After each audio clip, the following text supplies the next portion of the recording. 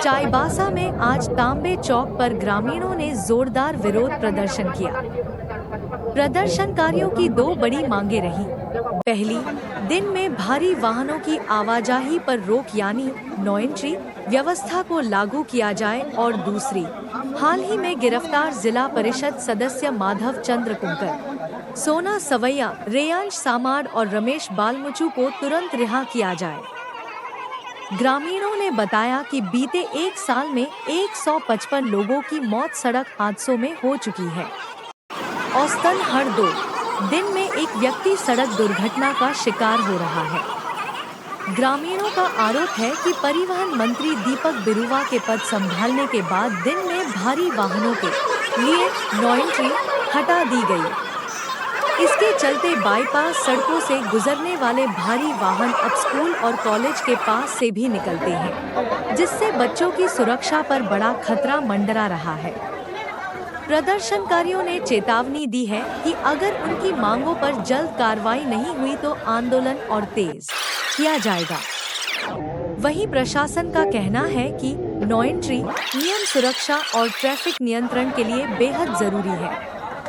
गिरफ्तारी को लेकर अधिकारियों ने कहा कि कार्रवाई केवल कानून व्यवस्था बनाए रखने के तहत हुई है। फिलहाल चाईबासा में माहौल तनावपूर्ण लेकिन नियंत्रण में है। ग्रामीणों की नाराजगी और प्रशासन का रुख देखना होगा कि आने वाले दिनों में इसका क्या असर पड़ता है। आज जिस तरीके से आए दिन पिछले हम लोग डेटा निकालें पूरे एक साल का, एक साल में 155 लोगों की मृत्यु हुई। इसका मतलब है कि 2 दिन में औसतन एक व्यक्ति की मृत्यु हो रही है इसी बाईपास रोड में दिन में भारी वाहनों का संचालन के कारण।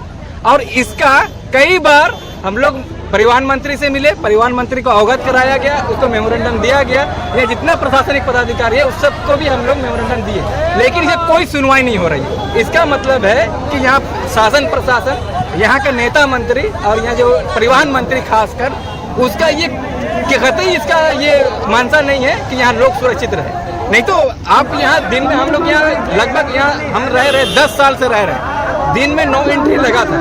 अब जैसे ही मंत्री बने दीपक बिरुवा जी, तब से नो एंट्री खुल गया है और यहाँ दिन में भारी वाहनों का परिचालन चल रहा है। और आप देखेंगे यहाँ पूरे इसी बाईपास रोड में टाटा कॉलेज है, बूटू स्कूल है, जेबीआर स्कूल है, तमाम स्कूलें हैं। बच्चे स्कूल कैसे पढ़े जाएंगे?